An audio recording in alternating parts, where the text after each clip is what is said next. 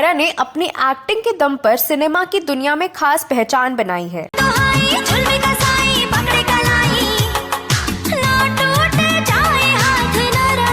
ये south cinema की famous actress हैं और उन्हें साउथ की बॉस लेडी कहा जाता है।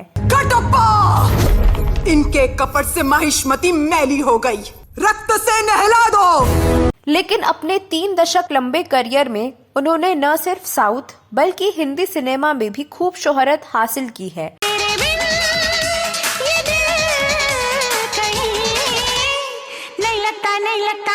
लेकिन क्या आपको पता है कि अपने अभिनय के साथ साथ वो पर्सनल लाइफ को लेकर भी काफी चर्चा में रही हैं। आज हमसे पड़ा पाला,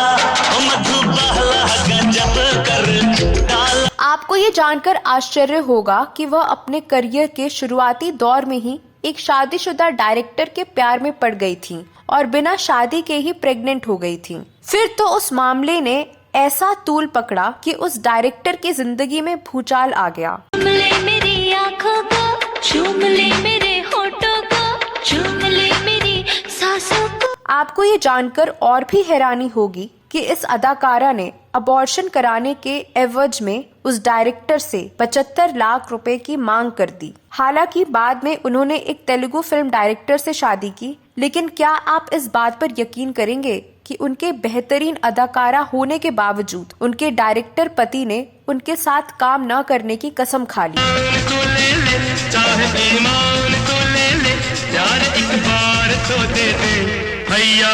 इस वीडियो में आज मैं बाहुबली फेम एक्ट्रेस राम्या कृष्णन के बारे में बात करने जा रही हूँ, जो आज किसी पहचान की मोहताज नहीं है। इस वीडियो में मैं इस एक्ट्रेस की जिंदगी से जुड़ी कई ऐसी आश्चर्यजनक बातें बताऊंगी जिन पर आपको विश्वास नहीं होगा, तो आप बने रहिए हमारे साथ।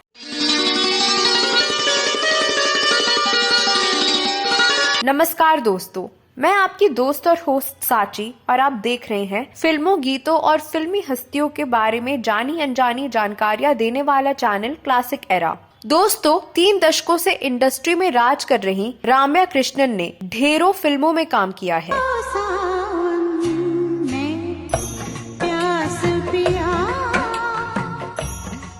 बॉलीवुड में भी उन्होंने कई फिल्मों में लीड एक्ट्रेस की भूमिका निभाई है, लेकिन बॉलीवुड में वह मुख्य रूप से बाहुबली के लिए ही जानी जाती हैं। जो राज परिवार के वफादार हैं, इस तरफ आ जाएं। अपनी फिल्मों को लेकर वे अक्सर चर्चा में रही हैं, लेकिन उनके और डायरेक्टर के.एस. रवि कुमार के अफेयर की बात और विवाद बहुत कम लोग ही जानते होंगे। इनका विवाद बड़ी कंट्रोवर्सीज में से एक रहा है, लेकिन इस विवाद के बारे में जानने से पहले जानते हैं राम्या की शुरुआती जिंदगी के बारे में। राम्या का जन्म 15 सितंबर 1970 को चेन्नई में हुआ था। वो तमिल फिल्म एक्टर, कॉमेडियन और नेता चो रामास्वामी की भतीजी हैं। राम्या को बचपन से ही डांस का शौक था, इसलिए उनके घर वालों ने भरतनाट्यम, कुचिपुड़ी और वेस्टर्न डांस की ट्रेनिंग दिलवाई, जिसके बाद राम्या ने कई स्टेज परफॉर्मेंस दिए। इसी दौरान एक फिल्म डायरेक्टर की उन पर नजर पड़ी और उन्हें मलयालम फिल्म नेरम पुल्रुम्बोल का ऑफर दे दिया।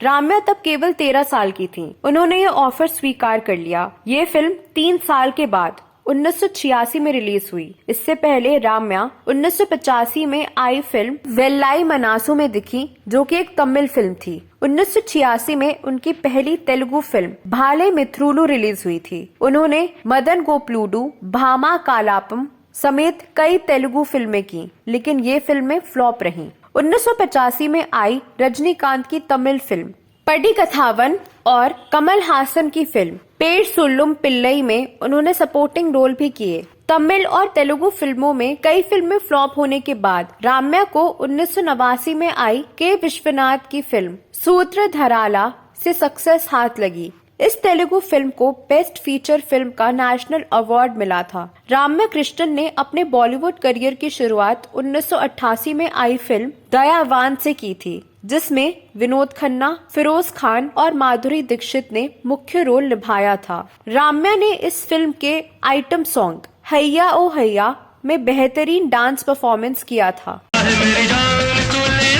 चाहे ईमान तो ले ले, प्यार एक बार और तो दे दे। 1993 में राम्या खलनायक में नजर आई। इस फिल्म में संजय दत्त, माधुरी दीक्षित और जैकी श्रॉफ मुख्य भूमिकाओं में थे। इस फिल्म में राम्या संजय दत्त की मिस्ट्रेस के रोल में थी। नायक नहीं,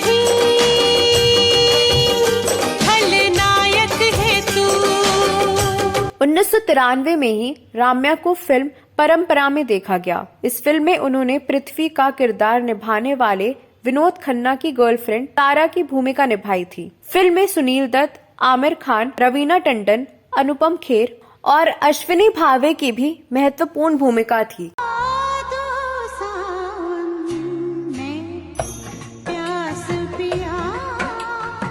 1994 में जिंदगानी और 2 दिन की जवानी, चाहत है कम सिन।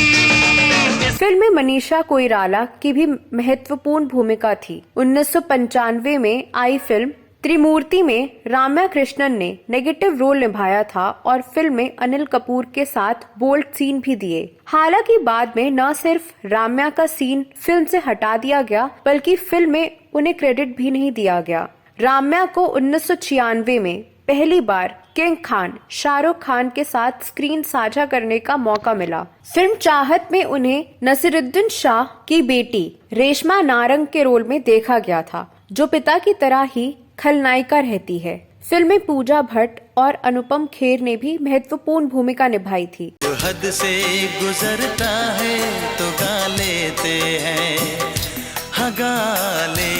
इसके बाद 1997 में राम्या कृष्णन की 3 फिल्में आईं। उन्होंने बनारसी बाबू में गोविंदा की गर्लफ्रेंड की भूमिका निभाई।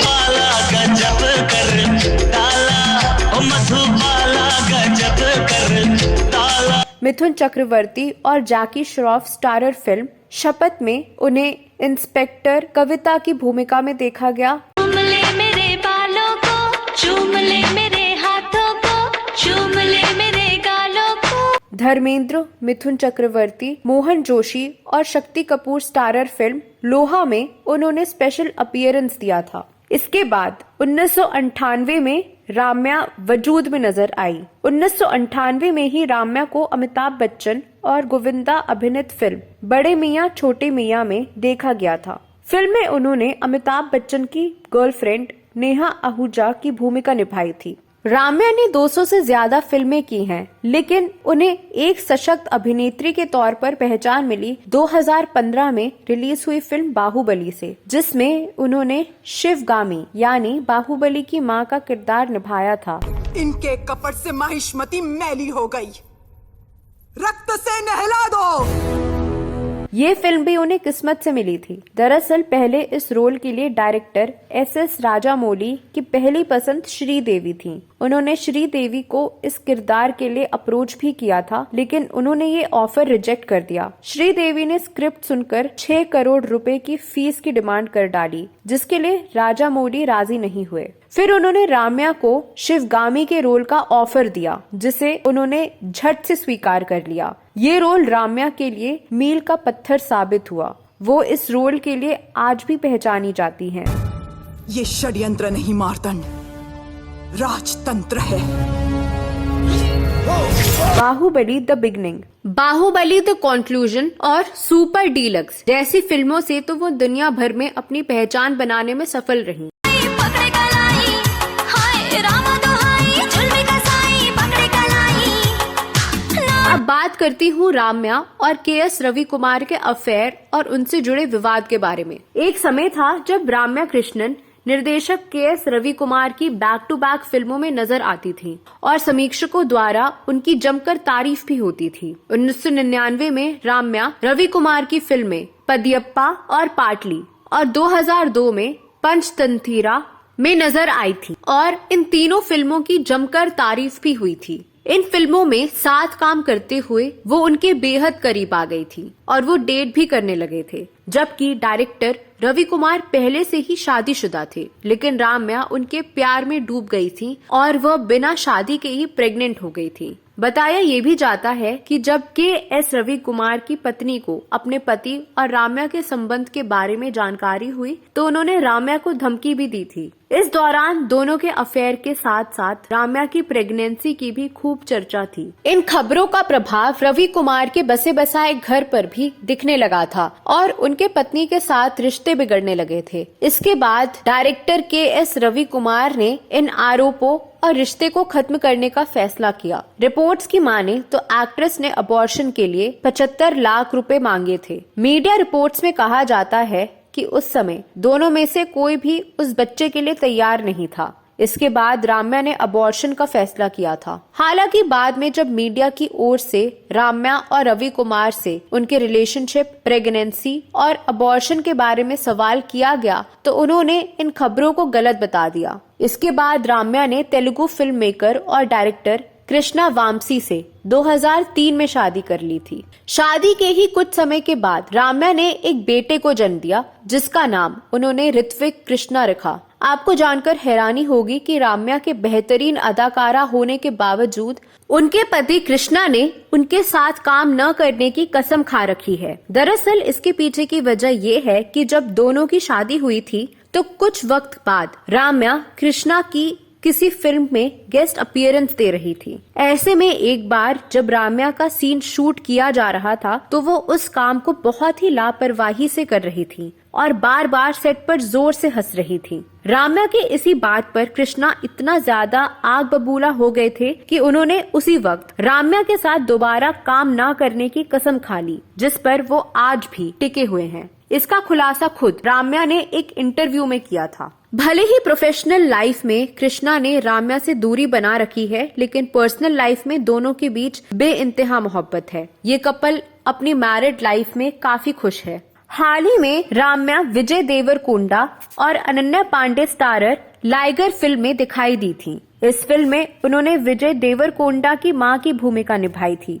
दर्शकों ने फिल्म में राम्या के किरदार की जमकर तारीफ भी की थी। सोशल मीडिया पर भी वह खूब ट्रेंडिंग में रही। लाइगर के बाद राम्या रजनीकांत की फिल्म जेलर और अपनी नेटफ्लिक्स सीरीज क्वीन के दूसरे सीजन में नजर आने वाली हैं। तो दोस्तों, ये वीडियो कैसा लगा जरूर बताएं। राम्या कृष्णन के बारे में आपके पास कोई और जानकारी है तो कमेंट बॉक्स में अवश्य लिखें। अगली वीडियो में मैं फिर फिल्मों, गीतों और फिल्मी हस्तियों से जुड़ी कोई नई कहानी या जानकारी लेकर हाजिर हो जाऊंगी। तब तक के लिए नमस्कार।